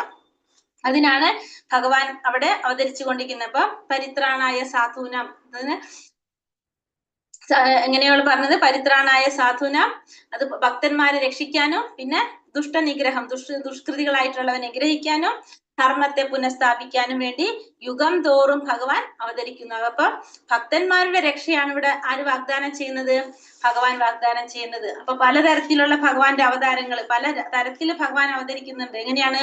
പുരുഷാവതാരങ്ങൾ, ഗുണാവതാരങ്ങൾ, ലീലാവതാരങ്ങൾ, ശക്തിയാവേശ അവതാരങ്ങൾ, മന്വന്തരാവതാരങ്ങൾ, യുഗാവതാരങ്ങൾ എന്നിങ്ങനെ ഭഗവാൻ പല ഭാവത്തിൽ ഭഗവാൻ അവതരിക്കുന്നുണ്ട്. പുരുഷാവതാരങ്ങളായിട്ട് ഭഗവാൻ അവതരിക്കുന്നുണ്ട്, ലീലാവതാരങ്ങളായിട്ട്, ഗുണാവതാരങ്ങളായിട്ട്, ശക്തിയാവേശ അവതാരങ്ങള്, മന്വന്തര അവതാരങ്ങള്, യുഗാവതാരങ്ങൾ. ഇങ്ങനെ ആദിപുരുഷനായ ഭഗവാൻ കൃഷ്ണനാണ് ഈ അവതാരങ്ങൾക്കെല്ലാം ഉറവിടം. അപ്പൊ എല്ലാറ്റിന്റെയും ഉറവിടം ആരാണ്? ഭഗവാൻ കൃഷ്ണൻ തന്നെയാണ്. അപ്പൊ പുരുഷാവതാരങ്ങൾ എന്ന് പറഞ്ഞാല് അതൊക്കെയാണ് ഏതൊക്കെയാണ് പുരുഷാവതാരം? പറഞ്ഞിട്ടുണ്ടോ നമ്മളത്? ഓരോ അവതാരങ്ങൾ തിരിച്ച് ഹരേ കൃഷ്ണ. ഹരേ കൃഷ്ണ മാതാജി. ഇല്ല, പറഞ്ഞിട്ടില്ല. അല്ലെ? ഹരേ കൃഷ്ണ. അപ്പൊ പുരുഷാവതാരങ്ങൾ എന്ന് പറയുന്നത് നമ്മള് പഠിച്ച ഓർമ്മയുണ്ടോ? 8ാമത്തെ 7ാമത്തെ അധ്യായത്തിലല്ലേ പഠിക്കുന്നത്? കാരണോദകശായ വിഷ്ണു, ഗർഭോദകശായ വിഷ്ണു, ക്ഷീരോദകശായ വിഷ്ണു. ഇതാണ് ഭഗവാന്റെ പുരുഷാവതാരങ്ങൾ എന്നറിയപ്പെടുന്നത്. ഈ 3 അവതാരങ്ങളാണ്. കാരണോദകശായ വിഷ്ണു, ഗർഭോദകശായ വിഷ്ണു, ക്ഷീരോദകശായ വിഷ്ണു. ഇതാണ് ഭഗവാന്റെ പുരുഷാവതാരമായിട്ട് പറയുന്നത്. പിന്നെ ഗുണാവതാരം എന്ന് പറയുന്നത് 3 ഭഗവാന്റെ ഗുണാവതാരം വരുന്നത് ബ്രഹ്മ, വിഷ്ണു, മഹേശ്വരനാണ്. ആര്? അതാണ് ഭഗവാന്റെ ഗുണാവതാരം. ഗുണാവതാരം എന്ന് പറയുന്നത് ബ്രഹ്മാവും വിഷ്ണു, മഹേശ്വരൻ. അതാണ് ഭഗവാന്റെ ഗുണാവതാരം പറയുന്നത്. ഗുണാവതാരം ബ്രഹ്മ, വിഷ്ണു, മഹേശ്വരൻ. അതായത് ബ്രഹ്മാവ് രജോ ഗുണത്തിന്റെ അധിപനാണ്. ബ്രഹ്മാവ് രജോ ഗുണത്തിന്റെ അധിപനും, പിന്നെ മഹേശ്വരൻ തമോ ഗുണത്തിന്റെ അധിപനും, വിഷ്ണു സത്വഗുണത്തിന്റെ അധിപനും. അങ്ങനെയാണ് ഈ 3 അവതാരം. ഈ വിഷ്ണു എന്ന് പറയുന്നത് ഏത് വിഷ്ണുവാണ്? നമ്മളെ പുരുഷാവതാരത്തിലെ ക്ഷീരോദകശായ വിഷ്ണുവാണ് ഈ പറയുന്ന വിഷ്ണു. പിന്നെ വന്നിട്ട് ഭഗവാന്റെ ലീലാവതാരം, അതായത് ഓരോ ലീലകൾ ചെയ്യാൻ വേണ്ടിയിട്ട് ഭഗവാൻ അവതരിക്കും. ഭഗവാന്റെ ലീലാവതാരങ്ങള് ഏകദേശം 10, 24, 25 അവതാരങ്ങൾ ഭാഗവതത്തിൽ തന്നെ പറയുന്നുണ്ട്. മത്സ്യം, കൂർമ്മം, വരാഹം, അങ്ങനെ ഭഗവാൻ ഓരോ ലീലകൾക്ക് വേണ്ടിയിട്ട് അവതരിക്കുന്നതാണ്. ഓരോ കാര്യങ്ങൾ ചെയ്യാൻ വേണ്ടിയിട്ട് ഭഗവാൻ അവതാരം എടുക്കുന്നതാണ് ലീലാവതാരം. ശക്തിയാവേശ അവതാരം എന്ന് പറയുന്നത് ഒരു പ്രത്യേക കാര്യം ചെയ്യാൻ വേണ്ടിയിട്ട് ഭഗവാന്റെ ശക്തി കൊടുക്കുന്നത്. അതാണ് എന്ത് ശക്തിയാവേശ അവതാരം എന്ന് പറയുന്നത്. ഉദാഹരണം നാരദ മഹർഷി ഭഗവാന്റെ നാമം പ്രചരിപ്പിക്കാനായിട്ട് നാരദ മഹർഷി, പിന്നെ അതുപോലെ തന്നെ ബ്രഹ്മദേവൻ സൃഷ്ടി നടത്തുന്നത് ആരാണ്? ബ്രഹ്മാവാണല്ലേ. ബ്രഹ്മാവിന് സൃഷ്ടി നടത്താൻ വേണ്ടിയിട്ട് ആ ശക്തി കൊടുക്കുന്നതൊക്കെ എന്താണ് ഭഗവാന്റെ ശക്തിയാവേശ അവതാരങ്ങളാണ്. പിന്നെ വന്നിട്ട് മന്വന്തര അവതാരം. ഓരോ മന്വന്തരത്തിലും ഭഗവാൻ അവതരിക്കും. 14 മന്വന്തരങ്ങളാണ് ആകെ ഉള്ളത്. ഈ 14 മന്വന്തരത്തിലും ഓരോ മനുക്കളുടെ കാലയളവിലും ഭഗവാൻ എന്ത് ചെയ്യും? ഭഗവാൻ അവതരിക്കും. അതാണ് മന്വന്തര അവതാരം എന്ന് പറയുന്നത്. ഓരോ മനുവിന്റെ കാലയളവിലും, ഇപ്പൊ 14 മനുക്കളാണുള്ളത്, അതില് ഓരോ മനുവിന്റെ കാലയളവിലും ഭഗവാൻ അവതരിക്കും. അതാണ് മന്വന്തര അവതാരം എന്ന് പറയുന്നത്. പിന്നെ വന്നിട്ട് യുഗാവതാരം. അതുപോലെ തന്നെ ഓരോ യുഗത്തിലും ഭഗവാൻ അവതരിക്കും. ഇപ്പൊ 4 യുഗങ്ങളുണ്ട്. അപ്പൊ ഈ 4 യുഗങ്ങളിലും ഭഗവാന്റെ അവതാരങ്ങൾ ഉണ്ടാവും. അതാണ് എന്ത് യുഗാവതാരങ്ങൾ എന്ന് പറയുന്നത്. അപ്പൊ യുഗാവതാരത്തിൽ നമുക്കറിയാലോ, സത്യയുഗത്തിൽ ആരായിരുന്നു? നരസിംഹ ഭഗവാൻ അല്ലെ. സത്യയുഗത്തില് നരസിംഹം, പിന്നെ അത് കഴിഞ്ഞിട്ട് ത്രേതായുഗത്തില് ശ്രീരാമൻ, പിന്നെ ദ്വാപര യുഗത്തില് ശ്രീകൃഷ്ണൻ, കലിയുഗത്തിൽ വരാനുണ്ട്, നമുക്ക് കൽക്കി വരാനുണ്ട്, ചൈതന്യ മഹാപ്രഭുവിന്റെ ഒരു അവതാരം വന്നുപോയി. അപ്പൊ അതുപോലെ തന്നെ മന്വന്തരത്തിൽ ഓരോ മന്വന്തരങ്ങളിലും എന്തുണ്ടാവും? ഭഗവാന്റെ അവതാരങ്ങളുണ്ട്. അപ്പൊ ഈ പറഞ്ഞ അവതാരങ്ങളൊക്കെ എന്താണ്, ചിലപ്പോ ഈ മന്വന്തരത്തിലുള്ള അവതാരം ആ യുഗത്തിലും വരുന്നതായിരിക്കും, അങ്ങനെ ഉണ്ടാവും. പക്ഷെ നമുക്ക് എടുത്ത് പറയാം, ഇത്രയും ഓരോ കാര്യങ്ങളിലും ഭഗവാൻ അവതരിച്ചു കൊണ്ടേയിരിക്കുന്നുള്ളത് പറയുന്നത്. എല്ലാ അവതാരങ്ങളുടെയും ഉറവിടം ആരാണ്? എപ്പോഴും ഭഗവാൻ ശ്രീകൃഷ്ണനാണ്. ശ്രീകൃഷ്ണനിൽ നിന്നാണ് ഈ എല്ലാ അവതാരങ്ങളും വരുന്നത്. ജന്മകർമ്മച്ച മേ ദിവ്യം ഏവം യോഗേതി തത്വതഃ തെക്താദേഹം പുനർജന്മ നൈതി മാമേതി സ്വാർജുന. ഈ പറയുന്നത്, അല്ലയോ അർജുന, എന്റെ ജനനത്തിന്റെയും പ്രവർത്തികളുടെയും അതീന്ദ്രിയ സ്വഭാവം ഗ്രഹിച്ചവർ മരണശേഷം വീണ്ടും ഭൗതിക ലോകത്തിൽ പിറക്കുന്നില്ല. അവർ ശാശ്വതമായി എന്റെ ലോകത്തിലെത്തുന്നു. അപ്പൊ എന്റെ ജനനത്തെക്കുറിച്ചും എന്റെ പ്രവർത്തികളെ കുറിച്ചുള്ള അതീന്ദ്രിയ സ്വഭാവം ഗ്രഹിച്ചവർക്ക് വീണ്ടും മരണശേഷം ഈ ഭൗതിക ലോകത്തിൽ പിറക്കേണ്ടി വരുന്നില്ല. അവർക്ക് ശാശ്വതമായിട്ടുള്ള എന്റെ ലോകത്തിലേക്ക് പ്രവേശനം ലഭിക്കും. തേൻകുപ്പിയുടെ പുറം നക്കുന്നത് പോലെ ഭഗവത്ഗീതയെ ഭൗതികമായ പാണ്ഡിത്യം കൊണ്ട് വ്യാഖ്യാനിക്കുന്നവർക്ക് മോചനം ലഭ്യമല്ല. അത്തരക്കാർക്ക് ഈ ലോകത്തിൽ പ്രാധാന്യമേറിയ സ്ഥാനമാനങ്ങൾ ലഭിച്ചേക്കാം, എങ്കിലും അവർ മുക്തിക്ക് അർഹരാകണമെന്നില്ല. ഇത് മനസ്സിലാക്കി അറിവോടെയും വിശ്വാസദാർഢ്യത്തോടെയും കൃഷ്ണാവബോധം വളർത്തിയെടുത്ത് സമ്പൂർണത കൈവരിക്കാം. തേനിന്റെ കുപ്പിയുടെ പുറം നോക്കി കഴിഞ്ഞാൽ നമുക്ക് തേനിന്റെ മധുരം അറിയാൻ സാധിക്കില്ല. അതേപോലെ തന്നെ ഭഗവത്ഗീതയെ ഭൗതികമായ പാണ്ഡിത്യം കൊണ്ട് വ്യാഖ്യാനിക്കുന്നവർക്ക് എന്ത് സാധിക്കില്ല? അതിന്റെ ഗുണം മനസ്സിലാക്കാനായിട്ട് സാധിക്കില്ല. അവർക്ക് മുക്തി നേടാനും സാധിക്കില്ല. അത് മനസ്സിലാക്കിയിട്ട് അറിവോടെയും വിശ്വാസദാർഢ്യത്തോടെയും കൃഷ്ണാവബോധം വളർത്തിയെടുത്താൽ മാത്രമേ നമുക്ക് എന്ത് സാധിക്കുള്ളൂ? സമ്പൂർണത കൈവരിക്കാനായിട്ട് സാധിക്കുള്ളൂ. വീതരാഗഭയ ക്രോധ മന്മയാ മാമുപാശ്രിതഃ ഭവോ ജ്ഞാന തപസാ ഭൂതമദ്ഭാവമാകതഃ. രാഗം, ഭയം, ക്രോധം എന്നിവയിൽ നിന്ന് മോചിതരായി എന്നിൽ തന്നെ മുഴുകി ശരണം പൂകിയ അനേകം പേർ എന്നെ പറ്റിയുള്ള ജ്ഞാനത്താൽ ശുദ്ധീകൃതരായി എന്നിൽ ദിവ്യപ്രേമഭക്തരായിട്ടുണ്ട്. അപ്പോ രാഗം, ഭയം, ക്രോധം ഇവയിൽ നിന്ന് മോചിതരാവണം. ആദ്യം തന്നെ എന്താ പറയുന്നത്? രാഗം, ഭയം, ക്രോധം ഈ 3 കാര്യങ്ങളിൽ നിന്ന് മോചിതരായിട്ട് എന്നിൽ തന്നെ മുഴുകി ശരണം പൂകിയ അനേകം പേർ എന്നെ പറ്റിയുള്ള ജ്ഞാനത്താൽ ശുദ്ധീകൃതരായിട്ട് എന്നിൽ ദിവ്യപ്രേമഭക്തരായിട്ടുണ്ട്. അപ്പൊ രാഗം എന്ന് വെച്ചാൽ എന്താണ്? ഭൗതികമായ സുഖങ്ങളിലുള്ള ആസക്തി, അതിൽ മുഴുകിയിരിക്കുന്ന ഒരു വ്യക്തി. പിന്നെ ഭയം, നമ്മുടെ മരണത്തിന്റെ ഭയം. ക്രോധം, ദേഷ്യം. ഈ 3 കാര്യങ്ങൾ നമ്മൾ മറികടന്നാല് നമുക്ക് എന്ത് സാധിക്കും? ഭഗവാനിൽ ദിവ്യപ്രേമഭക്തരാകാനായിട്ട് സാധിക്കും. ഒരു വിശ്വാസിയായ ഒരു വിശ്വാസിനായ ആധ്യാത്മിക ഗുരുവിന്റെ കീഴിൽ ക്രമേണ ഭക്തിയുടെ സേവനം അനുഷ്ഠിച്ചുകൊണ്ട് ഒരാൾക്ക് ഭൗതിക ആസക്തികളിൽ നിന്നും ആധ്യാത്മിക വ്യക്തിത്വത്തെ കുറിച്ചുള്ള ഭയത്തിൽ നിന്നും ശൂന്യതാവാദത്തിൽ നിന്നും ഉളവായ ഇച്ഛാഭംഗങ്ങളിൽ നിന്നും മുക്തനായി പദം പ്രാപിക്കാനായിട്ട് സാധിക്കും. അപ്പൊ ഒരു ആധ്യാത്മിക ഗുരുവിന്റെ കീഴില് ഭക്തിയുടെ സേവനം അനുഷ്ഠിച്ചുകൊണ്ട് ഒരു വ്യക്തിക്ക് എന്ത് സാധിക്കും? ഈ ഭൗതികമായ ആസക്തികളിൽ നിന്ന്, ആധ്യാത്മിക വ്യക്തിത്വത്തെ കുറിച്ചുള്ള ഭയത്തിൽ നിന്ന്, ശൂന്യതാവാദത്തിൽ നിന്ന് ഉളവായിട്ടുള്ള ഇച്ഛാഭംഗം, ഇതിൽ നിന്നൊക്കെ മുക്തനായിട്ട് പരമപദം പ്രാപിക്കാനായിട്ട് സാധിക്കും. അതിന് എന്താ ചെയ്യേണ്ടത്? ഒരു ഗുരുവിനെ സ്വീകരിക്കുക, ഒരു ഗുരുവിന്റെ കീഴില് ഭക്തിയുടെ സേവനം അനുഷ്ഠിക്കുക. അപ്പൊ അങ്ങനെ ചെയ്യുകയാണെങ്കിൽ നമ്മുടെ എല്ലാ തരത്തിലുള്ള പ്രശ്നങ്ങൾക്കും നമുക്ക് പരിഹാരം കാണാനായിട്ട് സാധിക്കും. അപ്പൊ നമ്മൾ ചെയ്യേണ്ട ഒരേ ഒരു കാര്യം എന്താണ്? ഒരു ആത്മീയ ഗുരുവിനെ സ്വീകരിക്കുക എന്നുള്ളതാണ്. ധർമാം പ്രപദ്യന്തെ താം സദൈവാപജാമ്യഹം മമാവർത്തന്തെ മനുഷ്യ പാർത്ഥ സർവശഃ. എന്നിൽ ശരണം പ്രാപിക്കുന്നതിനനുസരിച്ച് ഏവർക്കും ഞാൻ തക്കതായ പ്രതിഫലം നൽകുന്നു. അപ്പൊ ഭഗവാൻ ഇവിടെ പറഞ്ഞു നോക്കിയ വലിയൊരു കാര്യമാണ് ഈ പറയുന്നത്. അല്ലയോ കുന്തി പുത്ര, എല്ലാവരും എല്ലാ വിധത്തിലും എന്റെ മാർഗത്തെ പിന്തുടരുന്നു. അപ്പൊ ഭഗവാൻ എന്താ പറയുന്നൂടെ? ഭഗവാൻ പറയാണ്, ആരെല്ലാം എങ്ങനെ എന്നെ ശരണം പ്രാപിക്കുന്നുവോ അവരെ അതേ രീതിയിലാണ് ഞാൻ അനുഗ്രഹിക്കുന്നത്. എന്നെ ശരണം പ്രാപിക്കുന്നത് എങ്ങനെയാണോ അതിനനുസരിച്ചാണ് ഞാൻ ഓരോരുത്തർക്കും പ്രതിഫലം നൽകുന്നത്. അപ്പോ എല്ലാ വിധത്തിലും എല്ലാവരും എന്റെ മാർഗത്തെ പിന്തുടരുന്നു. നമ്മളെല്ലാം കഴിഞ്ഞിട്ട് ഭഗവാനെ വിളിക്കുമ്പോ ഭഗവാനും ഭഗവാന്റെ എല്ലാ കാര്യങ്ങളും കഴിഞ്ഞിട്ട് നമ്മളെയും അന്വേഷിക്കും. അതാണ് നമുക്ക് മനസ്സിലാക്കാൻ സാധിക്കുക. നമ്മള് എങ്ങനെയാണോ ഭഗവാനെ ശരണം പ്രാപിക്കുന്നത്, അല്ലെങ്കിൽ ഏത് രീതിയിലാണ് നമ്മൾ ഭഗവാനെ കാണുന്നത്, ഭഗവാനും എന്ത് ചെയ്യും? ആ തോതിൽ തന്നെയാണ് നമ്മളെയും കാണുന്നത്. അപ്പൊ നമ്മള് ശരണം പ്രാപിക്കുന്നതനുസരിച്ച് തക്കതായ പ്രതിഫലം നൽകും. അപ്പൊ നമ്മുടെ തോതനുസരിച്ച് നമ്മൾ ചെയ്യുന്ന നമ്മുടെ ആത്മാർത്ഥത എന്ന് പറയല്ലേ, നമുക്ക് എത്രത്തോളം ആത്മാർത്ഥതയുണ്ടോ, ഭക്തിയുടെ ആത്മാർത്ഥതയ്ക്ക് അനുസരിച്ചാണ് ഭഗവാൻ എന്ത് നൽകുന്നത്? നമുക്ക് പ്രാധാന്യം നൽകുന്നത്. നമ്മൾ എത്രത്തോളം ആത്മാർത്ഥതയോടെയാണോ ഭക്തി ചെയ്യുന്നത്, ഭഗവാൻ അതിനനുസരിച്ചാണ് നമുക്ക് എന്ത് നൽകുന്നത്? പ്രാധാന്യം നൽകുന്നതെന്ന് ഭഗവാൻ ഇവിടെ പറയുന്നത്. ഏവരും കൃഷ്ണനെ പ്രാപിക്കാനുള്ള തങ്ങളുടെ ആഗ്രഹത്തിന്റെ തോതനുസരിച്ച് സംതൃപ്തി നേടുന്നു. അതീന്ദ്രിയ ലോകത്തിലും കൃഷ്ണൻ തന്റെ ശുദ്ധ ഭക്തന്മാരുമായി അവരുടെ അഭിലാഷ പ്രകാരം അതീന്ദ്രിയ ഭാവേന പ്രതികരിക്കുന്നു.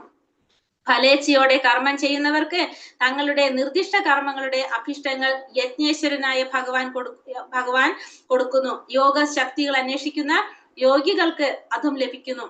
ഏതൊരാളുടെയും വിജയം ഭഗവത് കാരുണ്യത്തെ മാത്രം ആശ്രയിച്ചാണ് ഇരിക്കുന്നത്. അപ്പോ ഭഗവാനെ പ്രാപിക്കാനുള്ള തങ്ങളുടെ ആഗ്രഹത്തിന്റെ തോതനുസരിച്ചാണ് എന്ത് നൽകുന്നത്? നമുക്ക് സംതൃപ്തി കിട്ടുന്നത്. അതീന്ദ്രിയ ലോകത്തിലും കൃഷ്ണൻ തന്റെ ശുദ്ധ ഭക്തന്മാരുമായിട്ട് അവരുടെ അഭിലാഷ പ്രകാരം അതീന്ദ്രിയ ഭാവേനെ പ്രതികരിക്കുന്നു. അപ്പൊ എല്ലാവരും എങ്ങനെയാണോ ഭഗവാനോട് ആഗ്രഹം പ്രകടിപ്പിക്കുന്നത്, അല്ലെങ്കിൽ നമ്മുടെ ആത്മാർത്ഥത എത്രത്തോളം ഉണ്ടോ അതിനനുസരിച്ചാണ് ഭഗവാൻ നമുക്ക് എന്ത് നൽകുന്നത്? പ്രതിഫലം നൽകുന്നത്. ഫലേച്ഛയോടെ കർമ്മം ചെയ്യുന്നവർക്ക് അതിനനുസരിച്ച് നിർദ്ദിഷ്ട കർമ്മങ്ങളുടെ അഭിഷ്ട ഫലങ്ങൾ യജ്ഞേശ്വരനായിട്ടുള്ള ഭഗവാൻ കൊടുക്കുന്നു. അപ്പോ നമ്മൾ ചെയ്യുന്നതിനനുസരിച്ച് നമുക്ക് ആ ചെയ്യുന്ന കർമ്മത്തിന്റെ ഫലങ്ങള് ഭഗവാൻ കൊടുക്കുന്നു. യോഗ ശക്തികൾ അന്വേഷിക്കുന്ന യോഗികൾക്ക് അതിനനുസരിച്ച് ഫലം ലഭിക്കും. ഏതൊരാളുടെ വിജയം ഭഗവാന്റെ കാരുണ്യത്തെ ആശ്രയിച്ച് ഇരിക്കുന്നത്. അപ്പൊ ഭഗവാന്റെ കാരുണ്യത്തിനെ ആശ്രയിച്ചാണ് എല്ലാവരുടെ വിജയവും ഇരിക്കുന്നത്. പക്ഷെ അത് കിട്ടുന്നത് നമ്മുടെ ആത്മാർത്ഥതയ്ക്ക് അനുസരിച്ചാണെന്ന് മാത്രം.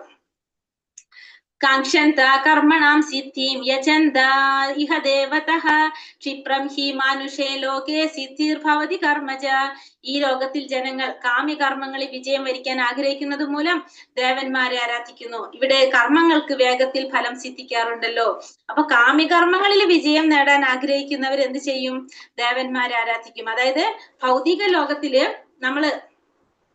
നമുക്ക് കർമ്മത്തിന്റെ ഫലം വേണം, വേഗത്തിൽ ഫലം വേണം എന്ന് ആഗ്രഹിക്കുന്നവരാണ് ആരാധിക്കുന്നത്? ദേവന്മാരെ ആരാധിക്കുന്നവര്. ഇവിടെ കർമ്മങ്ങൾക്ക് വേഗത്തിൽ ഫലം സിദ്ധിക്കുമല്ലോ. അപ്പൊ വേഗത്തിൽ ഫലം കിട്ടാൻ വേണ്ടിയിട്ട് ദേവന്മാരെ ആരാധിക്കും. കാരണം നമ്മൾ എന്താ ആഗ്രഹിക്കുന്നത്? ഈ ഭൗതിക ലോകത്തില്, മനുഷ്യലോകത്തില് വളരെ വേഗത്തിൽ ഫലം ലഭിക്കുക, അതാണ് എല്ലാവരും ആഗ്രഹിക്കുക. അതുകൊണ്ട് എന്ത് ചെയ്യും? ദേവന്മാരെ ആരാധിക്കും. ദേവന്മാർ പല നിലവാരത്തിലുള്ള ഭൗതിക ശക്തിയുള്ള ജീവാത്മാക്കളാണ്. അപ്പൊ ഈ ദേവന്മാരെന്ന് പറയുന്നത് ആരാണ്? പല നിലവാരത്തിലുള്ളത് ഭൗതിക ശക്തികളുള്ള ജീവാത്മാക്കളാണ് ആര്? ദേവന്മാര്. നമ്മളെ പോലെ തന്നെയുള്ള ജീവാത്മാക്കൾ തന്നെയാണ് ദേവന്മാര്. നാരായണൻ, കൃഷ്ണൻ, വിഷ്ണു എന്നിങ്ങനെ അറിയപ്പെടുന്ന സർവേശ്വരന് തുല്യരല്ല ഈ ദേവന്മാര്. അപ്പൊ ദേവന്മാർ ഒരിക്കലും ആർക്ക് തുല്യരല്ല? ഇപ്പൊ നാരായണൻ എന്ന് പറയുന്നതും വിഷ്ണു എന്ന് പറയുന്നതും കൃഷ്ണൻ എന്ന് പറയുന്ന ആ സർവേശ്വരന് തുല്യരല്ല ഒരിക്കലും ദേവന്മാര്. ദേവന്മാരെയും സർവേശ്വരനെയും ഒരുപോലെ കാണുന്നവരാരാണ്? പാഷണ്ഡികളാണ്, അല്ലെങ്കിൽ നാസ്തികരാണെന്ന് പറയാം. ദേവന്മാരെയും അതുപോലെ തന്നെ ഭഗവാനെയും ഒരുപോലെ കാണുന്നവര് പാഷണ്ഡികൾ അല്ലെങ്കിൽ നാസ്തികർ എന്നാണ് അറിയപ്പെടുന്നത്. ചാതുർവർണ്ണ്യം മയാ സൃഷ്ടം ഗുണകർമ്മ വിഭാഗശഃ തസ്യ കർത്താരമപി മാം വിദ്യകർത്താരമവ്യയം. പ്രകൃതി സഹജങ്ങളായ 3 ഗുണങ്ങളെയും തദനുസൃതങ്ങളായ കർമ്മങ്ങളെയും മുൻനിർത്തിക്കൊണ്ട് മനുഷ്യ സമൂഹത്തിന്റെ 4 വർണ്ണങ്ങൾ ഞാൻ സൃഷ്ടിച്ചു.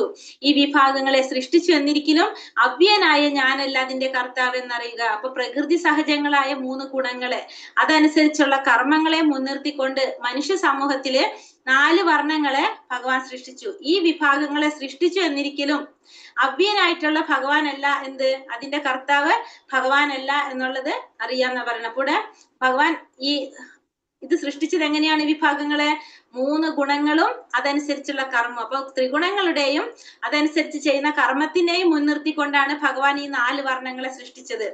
ഈ വർണ്ണങ്ങളെ സൃഷ്ടിച്ചത് ഭഗവാനാണെങ്കിലും അതിന്റെ കർത്താവ് ആരല്ല? അവ്യനായ ഞാനല്ല അതിന്റെ കർത്താവ് എന്നാണ് ഭഗവാൻ പറയുന്നത്. അപ്പൊ 4 വർണ്ണങ്ങൾ, ചാതുർവർണ്ണങ്ങൾ എന്ന് പറഞ്ഞ 4 വിഭാഗങ്ങളെ ഭഗവാൻ സൃഷ്ടിച്ചു എന്നിരിക്കലും ഭഗവാൻ അതിന്റെ കർത്താവല്ല. ഭഗവാൻ അതിലൊരിക്കലും ഉൾപ്പെടുന്നില്ല. മനുഷ്യ സമൂഹം അനേകം ബദ്ധ ജീവാത്മാക്കൾ ഉൾക്കൊള്ളുന്ന ഒരു വിഭാഗം മാത്രമാണ്. പക്ഷെ ഭഗവാൻ എങ്ങനെയല്ല, ഒരു ബദ്ധാത്മാവല്ല ഭഗവാൻ. അപ്പൊ ഈ ബദ്ധാത്മാക്കൾ ഉൾക്കൊള്ളുന്ന ഒരു വിഭാഗം, അതാണ് എന്ത് ഈ മനുഷ്യ സമൂഹം എന്ന് പറയുന്നത്. അപ്പൊ 4 വർണ്ണങ്ങൾ ഏതൊക്കെയാണ്? ബ്രാഹ്മണൻ, ക്ഷത്രിയൻ, വൈശ്യർ, ശൂദ്രർ. ഇവരെ 4 കൂട്ടരെ സൃഷ്ടിച്ചത് ഗുണകർമ്മ വിഭാഗശവ, ഗുണത്തിന്റെയും കർമ്മത്തിന്റെയും അടിസ്ഥാനത്തിലാണ് ഭഗവാൻ ഇത്. അല്ലാണ്ട് വർണ്ണം ജന്മം കൊണ്ടല്ല. എന്തുകൊണ്ടാണ്? ഗുണവും കർമ്മവും കൊണ്ടാണ് നിർണയിക്കപ്പെടുന്നത്. ജന്മം കൊണ്ടല്ല നമ്മൾ ഇത് സൃഷ്ടിക്കുന്നത്. ഗുണത്തിന്റെ അടിസ്ഥാനത്തിൽ ചെയ്യുന്ന കർമ്മത്തിന്റെ അടിസ്ഥാനത്തിലാണത് നിർണയിക്കപ്പെടുന്നത്. ബ്രാഹ്മണർ, ക്ഷത്രിയർ, വൈശ്യർ, ശൂദ്രർ. അപ്പൊ ബ്രാഹ്മണർ എന്ന് പറഞ്ഞാല് സത്വഗുണ പ്രധാനികളാണ്, ബുദ്ധിശക്തി കൂടിയവരാണ്. അപ്പൊ അതുകൊണ്ട് മറ്റുള്ളവർക്ക് അറിവ് പകർന്നു കൊടുക്കാന്നുള്ളതാണ് ആരുടെ ജോലി? ബ്രാഹ്മണരുടെ വരുന്നത്. അപ്പൊ അവരെന്താണ്? ആ ഗുണത്തിനനുസരിച്ച് സത്വഗുണത്തിൽ വന്നു, അതിനനുസരിച്ച് അവരുടെ കർമ്മം എന്ത് വന്നു? മറ്റുള്ളവർക്ക് ജ്ഞാനം പകർന്നു കൊടുക്കുക. ക്ഷത്രിയനാണെങ്കിലോ രജോ ഗുണത്തിലാണ് വരുന്നത്. ഭരണാധികാരിയാണ് അവര്. ഭരണാധികാരിയാണ് ക്ഷത്രിയൻ. അപ്പൊ ക്ഷത്രിയൻ രജോ ഗുണത്തിലാണ് ഭരണം നിർവഹിക്കുക എന്നുള്ളതാണ് ആരുടെ ജോലി? ക്ഷത്രിയന്റെ ജോലി. മൂന്നാമത്തത് വൈശ്യർ രജോ ഗുണം തമോ ഗുണം രണ്ടും സമ്മിശ്രമായിട്ടുള്ളതാണ് എന്ത് വൈശ്യർ എന്ന് പറയുന്നത്. അപ്പൊ അവര് എന്തില് വാണിജ്യം, വ്യാപാരത്തിലൊക്കെയാണ് അവർ ഏർപ്പെട്ടു പോരുന്നത്. 4ാമത്തെ ഗുണമാണ് ശൂദ്രര്. 4ാമത്തെ വിഭാഗം ശൂദ്രര്. അവര് തമോ ഗുണത്തിലുള്ളവരായിരിക്കും. മറ്റുള്ളവർക്ക് സേവനം ചെയ്യുക, മറ്റുള്ളവരെ സഹായിക്കുക എന്നുള്ളതാണ് ആരുടെ ജോലി? ശൂദ്രരുടെ ജോലി. അപ്പൊ ഇത് ഏതിന്റെ അടിസ്ഥാനത്തിലാണ് ഇത് തിരിക്കുന്നത്? ഗുണത്തിന്റെയും അതനുസരിച്ച് ചെയ്യുന്ന കർമ്മത്തിന്റെയും അടിസ്ഥാനത്തിൽ. ഇന്ന് നമുക്ക് പക്ഷെ അത് പറയാൻ സാധിക്കില്ല. കാരണം നമുക്ക് എന്തറിയാം, ഇപ്പൊ ബ്രാഹ്മണൻ എടുത്തു കഴിഞ്ഞാൽ തന്നെ ഒരു ബ്രാഹ്മണൻ അറിവ് പകർന്നു കൊടുക്കുന്നവനാണോ? അല്ല. എന്താ ചെയ്യുന്നവ? ഏത് തരത്തിലും ജോലി ചെയ്യുന്നവനാണ്. ഇപ്പൊ ഓഫീസിലോ എങ്ങനെയൊക്കെ ജോലി ചെയ്യുന്നവരായിരിക്കും. അപ്പൊ നമുക്ക് എന്ത് പറയാൻ സാധിക്കില്ല? ഇതിന്റെ അടിസ്ഥാനത്തിൽ നമുക്ക് ഇന്നത്തെ വിഭജനം പറയാൻ സാധിക്കില്ല. ഇവിടെ ഭഗവാൻ എടുത്തു പറയുന്നുണ്ട്, ഗുണവും കർമ്മവും കൊണ്ടാണ് ഇത് നിർണയിക്കുന്നത്, ഒരിക്കലും എന്തല്ല ജന്മം കൊണ്ടല്ല എന്ന് ഈ ശ്ലോകത്തിൽ ഗുണ കർമ്മ വിഭാഗശഃ എന്ന് എടുത്തു പറയുന്നത്. നമാം കർമാണി ലിപ്പന്തി നമേ കർമ്മ ഫലേ സ്പൃഹ ഇതി മാം യോപി ജാനാതി കർമ്മ പീർണാസ ഭത്യതേ. കർമ്മങ്ങളൊന്നും എന്നെ ബാധിക്കുകയില്ല, എനിക്ക് കർമ്മ ഫലേച്ഛയുമില്ല. എന്നെ കുറിച്ചുള്ള ഈ സത്യം മനസ്സിലാക്കിയവർ കർമ്മഫലങ്ങളാൽ ബന്ധിക്കപ്പെടുന്നില്ല. അപ്പൊ കർമ്മങ്ങളൊന്നും എന്നെ ബാധിക്കുന്നില്ല, എനിക്ക് കർമ്മത്തിന്റെ ഫലത്തിൽ ഇച്ഛയുമില്ല. എന്നെ കുറിച്ചുള്ള ഈ സത്യം മനസ്സിലാക്കിയവര് കർമ്മഫലങ്ങളാൽ ബന്ധിക്കപ്പെടുന്നില്ല. അവരാരും എന്ത് ചെയ്യുന്നില്ല? കർമ്മത്തിന്റെ ഫലങ്ങളാൽ അവരാരും ബന്ധിക്കപ്പെടുന്നില്ല. അപ്പൊ കർമ്മങ്ങളൊന്നും എന്നെ ബാധിക്കുന്നില്ല, എനിക്ക് കർമ്മഫലത്തിൽ ഇച്ഛയുമില്ല. എന്നെ കുറിച്ചുള്ള ഈ സത്യം മനസ്സിലാക്കിയവർക്ക് എന്തില്ല? കർമ്മഫലങ്ങളൊന്നും അവരെ ബന്ധിക്കുന്നുമില്ല എന്ന് ഭഗവാൻ പറയാണ്. രാജാവ് തെറ്റുപറ്റുകയില്ലെന്നും ഒരു രാജ്യത്തിലെ നിയമങ്ങൾ രാജാവിന് ബാധകമല്ലെന്നും സിദ്ധാന്തിക്കുന്ന നിയമങ്ങൾ ലോകത്തുണ്ട്. അപ്പൊ രാജാവിന് തെറ്റുപറ്റില്ല. മാത്രമല്ല ഒരു രാജ്യത്തിന്റെ നിയമങ്ങള് രാജാവ് നടപ്പിലാക്കുന്നത് ആർക്ക് വേണ്ടിയിട്ടാണ്? അവിടുത്തെ പ്രജകൾക്ക് വേണ്ടിയിട്ടാണ്. അപ്പൊ അത് രാജാവിന് ബാധകമല്ല എന്ന് സിദ്ധാന്തിക്കുന്ന നിയമങ്ങളുണ്ട്. അതുപോലെ തന്നെയാണ് ഭൗതിക ലോകത്തിന്റെ സ്രഷ്ടാവാണെങ്കിൽ കൂടി ഭഗവാനെ ലൗകിക കർമ്മങ്ങൾ ബാധിക്കുന്നില്ല. അദ്ദേഹം സൃഷ്ടിക്കുന്നു, അതിൽ നിന്നും അകന്നു നിൽക്കുകയും ചെയ്യുന്നു. അപ്പൊ ഭഗവാൻ എന്ത് ബാധിക്കുന്നില്ല? ഈ ഭൗതിക ലോകത്തിലെ പ്രകൃതിയുടെ ഒരു നിയമങ്ങളും ആരെ ബാധിക്കുന്നില്ല? ഭഗവാനെ ബാധിക്കുന്നില്ല. ഭഗവാൻ എല്ലാം സൃഷ്ടിക്കുന്നത് മാത്രമേ ഉള്ളൂ, അതിൽ നിന്നെല്ലാം അകന്നു നിൽക്കുന്നവനാണ് ആര്? ഭഗവാൻ. ഏവം ജ്ഞാതോ കൃതം കർമ്മ പൂർവൈരപി മുമുക്ഷിഭിഃ ഗുരു കർമ്മൈവ തസ്മാത്വം പൂർവതരം കൃതം. എന്റെ ദിവ്യമായ പ്രകൃതിയെ അറിഞ്ഞിട്ടാണ് പൗരാണികരായ മുമുക്ഷുക്കൾ, അതായത് മുന്നേ മോക്ഷം പ്രാപിച്ചവര് പ്രവർത്തിച്ചു പോന്നത്. അതുകൊണ്ട് നീ അവരുടെ കാലടികളെ പിന്തുടർന്ന് സ്വകർത്തവ്യം നിർവഹിക്കുക. അപ്പൊ ഭഗവാന്റെ ദിവ്യമായിട്ടുള്ള പ്രകൃതിയെ, ദിവ്യപ്രകൃതിയെ അറിഞ്ഞുകൊണ്ടാണ് ഈ മുമുക്ഷുക്കള്, മഹാത്മാക്കളായിട്ടുള്ള വ്യക്തികള് എന്ത് ചെയ്തത്? പ്രവർത്തിച്ചു പോന്നത്. അവർക്ക് മോക്ഷം നേടാൻ സാധിച്ചത്. അപ്പൊ അതുകൊണ്ട് എന്ത് വേണം? നീയും അവരുടെ കാലടികളെ പിന്തുടർന്ന് നിന്റെ കർത്തവ്യം നിർവഹിക്കാനാണ് ഇവിടെ ഭഗവാൻ ആവശ്യപ്പെടുന്നത്. അപ്പൊ നീ എന്ത് ചെയ്യണം? അതേപോലെ തന്നെ നിന്റെ കർത്തവ്യം നിർവഹിക്കുക. അവരുടെ കാലടികൾ പിന്തുടരുക, നിന്റെ കർത്തവ്യം നിർവഹിക്കുക. അപ്പൊ മഹാജനങ്ങളുടെ പാത, അല്ലെങ്കിൽ മഹാത്മാക്കളുടെ പാത നമ്മള് പിന്തുടരേണ്ടതാണെന്നാണ് ഇവിടെ ഭഗവാൻ പറയുന്നത്. മലിന ഹൃദയർക്ക് ഭക്തിയുടെ സേവനത്തിന്റെ നിയന്ത്രണ തത്വങ്ങൾ അനുസരിച്ചുകൊണ്ട് ക്രമികമായൊരു ശുചീകരണത്തിന് വേണ്ടി കൃഷ്ണാവബോധത്തെ ആശ്രയിക്കാം.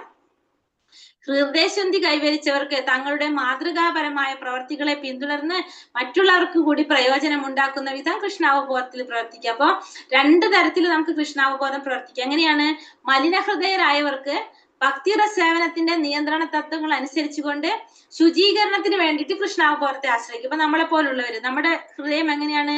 മലിനമായ ഹൃദയമാണ്. അപ്പൊ ആ ഹൃദയത്തിന്റെ ശുദ്ധീകരണത്തിന് വേണ്ടിയിട്ട് നമ്മൾ എന്ത് ചെയ്യും? കൃഷ്ണാവബോധത്തെ ആശ്രയിക്കുന്നു. ഇനി ശുദ്ധീകരണം നേടിയവരാണെങ്കിലോ, അപ്പൊ നാമം ജപിച്ച് ശുദ്ധീകരണം നേടിയവരാണെങ്കിൽ മാതൃകാപരങ്ങളായ പ്രവർത്തികളെ പിന്തുടർന്നുകൊണ്ട് മറ്റുള്ളവർക്ക് പ്രയോജനം ഉണ്ടാകാൻ ഉദ്ദേശിച്ചുകൊണ്ട് കൃഷ്ണാവബോധത്തിൽ തുടരാം. അപ്പൊ 2 തരത്തില്, ഒന്ന് മലിന ഹൃദയർക്ക് ഭക്തിയുടെ സേവനത്തിന്റെ നിയന്ത്രണ തത്വങ്ങൾ അനുസരിച്ചുകൊണ്ട് ശുചീകരണത്തിന് വേണ്ടിയിട്ട് കൃഷ്ണാവബോധത്തെ ആശ്രയിക്കാം. രണ്ടാമത്തെ കൂട്ടര് ഹൃദയശുദ്ധി കൈവരിച്ചവർക്ക് മാതൃകാപരമായിട്ടുള്ള പ്രവർത്തികൾ ചെയ്തുകൊണ്ട് മറ്റുള്ളവർക്ക് പ്രയോജനം ഉണ്ടാക്കാൻ വേണ്ടിയിട്ട് എന്ത് ചെയ്യാം? കൃഷ്ണാവബോധത്തില് തുടരാനായിട്ട് സാധിക്കും. കിം കർമ്മ കിമ കർമ്മേതി കവയോപ്യത്ര മോഹിതഃ തത്തേ കർമ്മ പ്രവിക്ഷ്യാമി യജ്ഞാതോ മോക്ഷ്യസേ ശുഭാത്. എന്താണ് കർമ്മം, എന്താണ് അകർമ്മം എന്നത് ബുദ്ധിമാന്മാരെ പോലും വിഭ്രമിപ്പിക്കുന്നതാണ്. ആ കർമ്മത്തെ പറ്റി ഇനി ഞാൻ വിവരിച്ചു തരാം. അതറിഞ്ഞാൽ നീ അശുഭങ്ങളിൽ നിന്ന് മുക്തനാകും. അപ്പൊ നമുക്ക് എന്തറിയണം? കർമ്മം എന്താണെന്നറിയണം, അകർമ്മം എന്താണെന്നറിയണം. ഇത് ബുദ്ധിമാന്മാരെ പോലും വിഭ്രമിപ്പിക്കുന്നതാണ് ഇതെല്ലാം. അതുകൊണ്ട് ആ കർമ്മത്തെ കുറിച്ച് ഞാൻ ഇനി പറഞ്ഞു തരാം. അത് അറിഞ്ഞു കഴിഞ്ഞാൽ നിനക്ക് എന്ത് സാധിക്കും? അശുഭങ്ങളിൽ നിന്ന് മുക്തനാകാനായിട്ട് നിനക്ക് സാധിക്കുമെന്നാണ് ഇവിടെ ഭഗവാൻ പറഞ്ഞു കൊടുക്കുന്നത്. അപ്പൊ നമ്മള് ആരെയാണ് പിന്തുടരേണ്ടതെന്നും കൂടി ഇവിടെ പറയാണ്. നമ്മള് എങ്ങനെയുള്ളവരെയാണ് പിന്തുടരേണ്ടത്? അതിനു മുന്നേ കർമ്മത്തെ കുറിച്ച് പറയാണ് അല്ലെ. കർമ്മം എന്താണ്, അകർമ്മം എന്താണെന്ന് പറയാണ്. ഇവിടെ കർമ്മം എന്ന് പറഞ്ഞാൽ എന്താണ്? ശാസ്ത്രവിധി പ്രകാരം ചെയ്യുന്നതിന് കർമ്മം എന്ന് പറയുന്നു. നമ്മള് ശാസ്ത്രത്തിൽ, നമ്മുടെ വേദങ്ങളിൽ, ശാസ്ത്രങ്ങളിൽ പറയുന്ന പ്രകാരം നമ്മൾ പ്രവർത്തിക്കുന്നതാണ് എന്ത്? കർമ്മം എന്ന് പറയുന്നത്.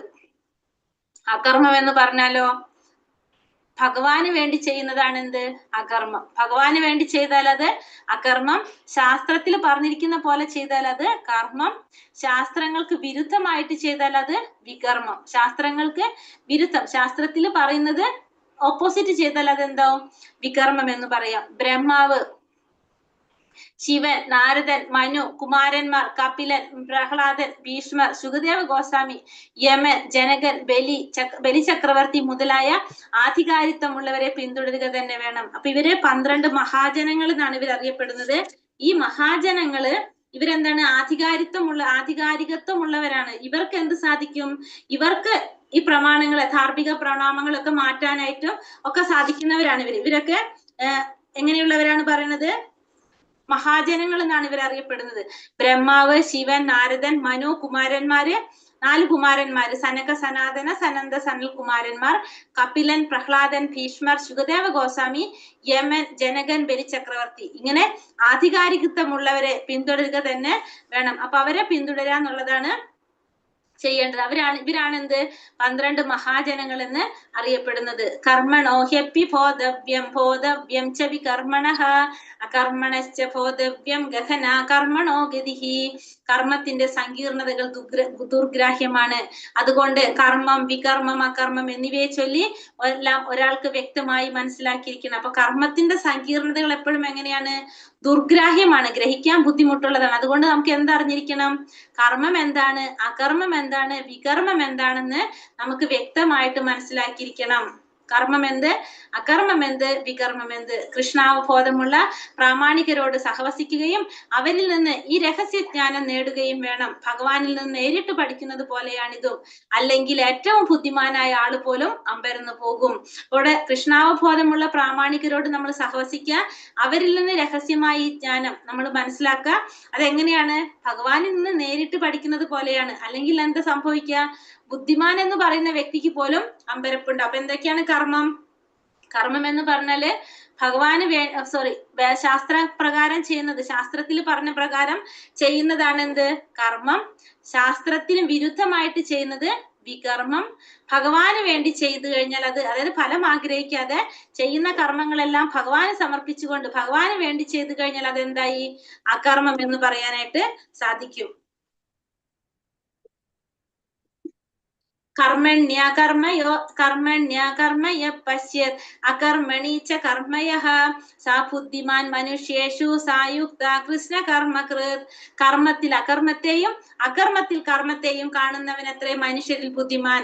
എല്ലാത്തരം കർമ്മങ്ങളിൽ ഏർപ്പെട്ടുകൊണ്ടിരുന്നാലും അതീന്ദ്രിയ സ്ഥിതിയിലാണ് അയാൾ. അപ്പൊ കർമ്മത്തിൽ അകർമ്മത്തെ കാണാം. അപ്പൊ കർമ്മം എന്ന് പറഞ്ഞാൽ എന്താണ്?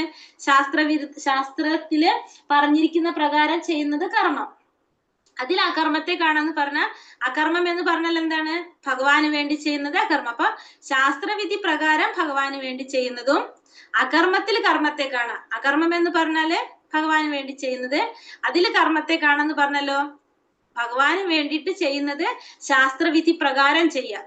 അങ്ങനെ ചെയ്യുന്നവനാണ് ആര്?